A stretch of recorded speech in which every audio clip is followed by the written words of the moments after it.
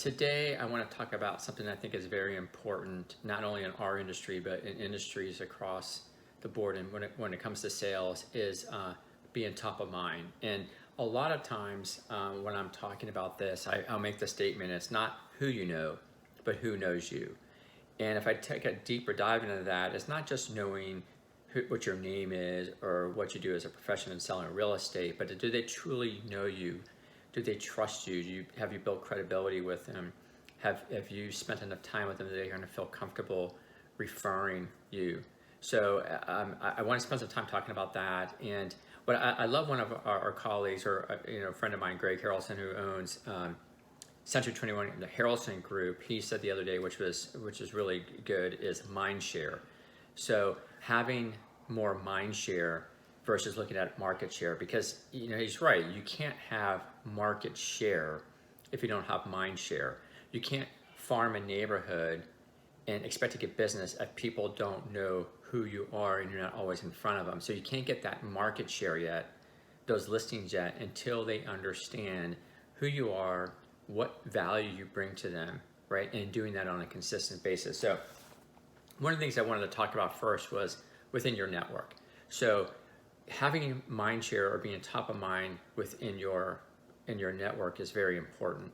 And how we do that is not just doing a couple of things like sending an email every once in a while, or maybe an anniversary card or a birthday card, but it's truly a saturation building effect that we need to do so that we're top of mind with our sphere of influence, not only for direct business for them, but to earn that referral business that we so much want. So part of that is that we do need to pick up the phone and call them, especially during this time with the pandemic and the stay-at-home orders. I've asked everyone, all of you guys, in the beginning to call them and call them again, right?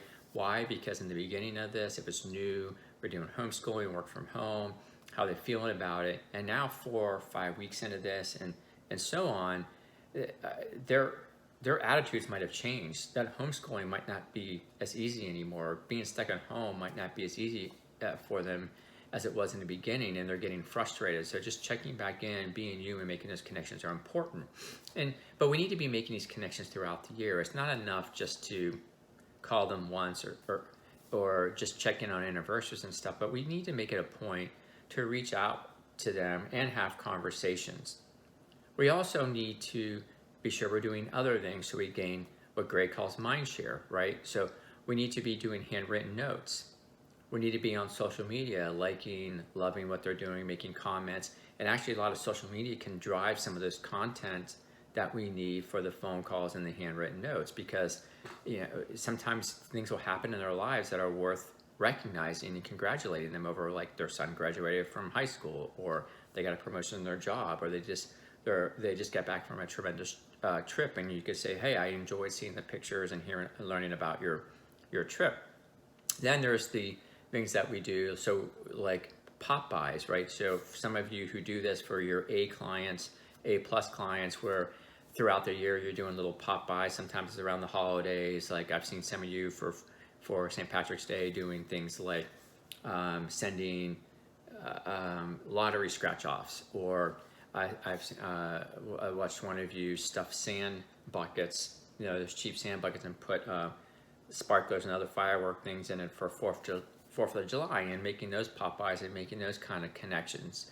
So you see what we're doing here with the, or some of you will send out texts, or I love video texts and things like that throughout the year, the birthday cards, the anniversaries, the holiday cards, all those things that we do becomes a stacking effect. Brian Buffini talks about this a lot, and he's big on SOI, and he talks about the stacking effect that gets that top of mind saturation, which leads to what is called, to me, branding yourself with them. And I remember years ago at a Century 21 conference, now called 121, I remember a speaker talking about this, and what thing that stuck in my head is like, you want to get to such a point of top of mind, mind share, branding, that let's say there's a party going on that you're not at, but someone you know is, and real estate gets brought up, and they're standing in a circle having cocktails, and as we're talking about real estate, they're bringing you up, right? You're not even there. That's when you've reached that mind share, top of mind, when someone knows enough to bring you up because they see you as a credible resource someone they build trust with, someone they know, right, and they know about enough to bring up your name in a group like that. So when you think about your network as having a plan, your connections of how you're going to stay in touch with them throughout the year so that you earn that top of mind, you earn that branding, you earn the right to earn those referrals, right? Now we can look at this with even new leads, right? Leads, especially internet leads or leads you're generating other places, typically can bounce around a lot. You haven't earned, you're on Zillow, you're only as good at the contact until they get to the next listing that you want to make a call on, right? So what am I going to do to earn that mind share, that top of mind, and become a valuable resource for them? So a lot of times what we're finding is agents, they'll get that initial call, they'll have that phone call about that house, and we already know that internet leads at less than 1% of the time buy the house they call on. So we know that we have to become that resource, that trusted, credible person for them to work with. So what are we doing past that? Are we doing the follow-up that we need on a constant basis to earn that mind share, that top of mind thing? So what is it? How often are you calling them? What are you following up about? If they're someone who's not quite ready, we know a lot of internet leads might take up to 18 months to buy. What is our plan to keep in touch with them, to keep sending them information that's helpful for them in our industry, homes that come on the market that meet their criteria, checking in with them to see if they have any questions throughout time. But a lot of times I find that agents have those initial conversations and then they're surprised to learn later that they use a different agent. That just because they taught you once doesn't mean you earn that yet. So what are you doing to earn that business? And I always tell you guys, and I tell people in general, like, as agents, we like to think that we're in the customer service business and we want to show homes and list homes and we feel good about helping people with that, and that's great. But really we're in the sales business and we're not in the customer service business until we get a sale. And that's just like any industry in sales. If you're new at pharmaceutical sales and you're walking in to get an account with a doctor, you're in the sales business. Once you get that account, you want to keep that account, and then you're bringing lunches by, you're doing all this stuff, hosting a dinner, all those things you do to maintain that client, right? But and that's the customer service part of it. Beforehand, I was a salesperson before I got that ability to be a customer service person. So keep that in mind, and what you're doing to earn that level to get the sale to lead you to the customer service piece of it. And then, we can look at another aspect like farming, right? So what do we typically do? How do we get top of mind branding, mind share when we're doing something like farming? Because a lot of times I'll hear agents, well, I sold a house, I'm gonna send a just sold postcard. Well, do you think that's going to last over time, that one card you sent out? Or even if you're sending postcards and you're doing it a few times a year to the community, is that gonna get you the top of mind branding that you need to get 15, 20, 25% of those listings in that neighborhood? I don't think so. You need to do a bunch of other things. Like, let's say not only are you doing the postcards, but how about market updates? Are you sending out a CMA report of what's going on each month? Do you have the phone numbers to some of those sellers? If you've accumulated some of them, are you calling them and following up after you send it out to see if they got it, if they had any questions? If you have an open house in the neighborhood, are you door knocking and letting people know about your open house, giving them flyers and letting them know that, hey, in a couple of days on Saturday, I'll be having an open house and I welcome you or anyone you think that you might want to have as neighbors that is looking in this market.